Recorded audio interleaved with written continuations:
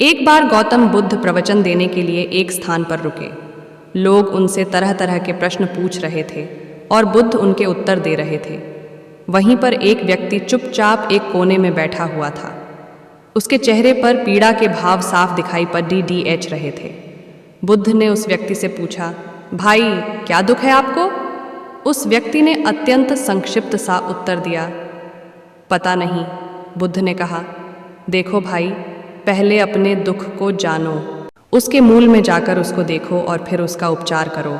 उस व्यक्ति ने बुद्ध से पूछा, वह कैसे? गौतम बुद्ध ने कहा कि पास के जंगल में जाओ और वहाँ से कुछ पौधे उखाड़ कर ले आओ, लेकिन इस बात का ध्यान रखना कि पौधे ऐसे हों जिनकी 2-4 पत्तियाँ ही आई हों और सब पौधे अलग अलग तरह के होने चाहिए।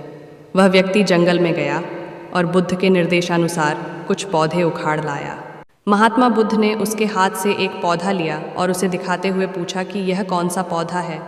व्यक्ति ने कहा कि यह तो बहुत छोटा सा पौधा है, इसकी पत्तियां भी बहुत छोटी छोटी हैं, इसलिए अभी मेरे लिए यह बता पाना कि यह कौन सा पौधा है बहुत मुश्किल है।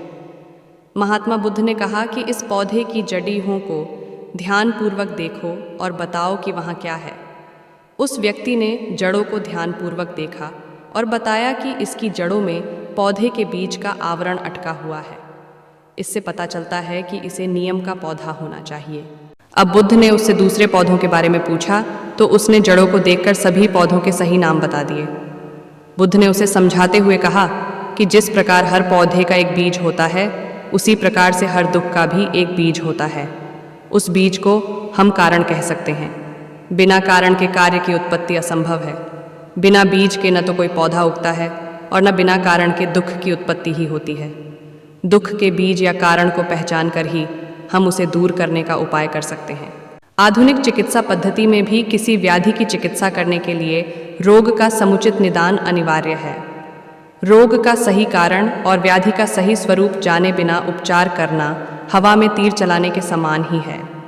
पीड़ा चाहे शारीरिक हो अथवा मानसिक, उसके मूल को खोजना अनिवार्य है। अब कारण खोजने के पश्चात दुख का उपचार क्या है? महात्मा बुद्ध ने 4 आर्य सत्य उद्घाटित किए। उन्होंने कहा कि दुख जीवन का एक अनिवार्य सत्य है। यह हर व्यक्ति के जीवन में किसी न किसी रूप में आता है। इसके बाद उन्होंने कहा कि दुख है तो उसका कारण भी अवश्य है।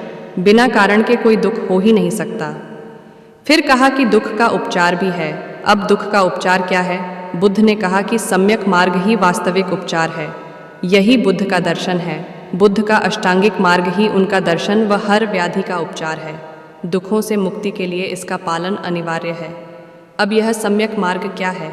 जीवन के हर क्षेत्र में हर प्रकार की अति से बचकर बीच का रास्ता अपनाना ही बुद्ध का अष्टांगिक मार्ग अथवा सम्यक मार्ग है।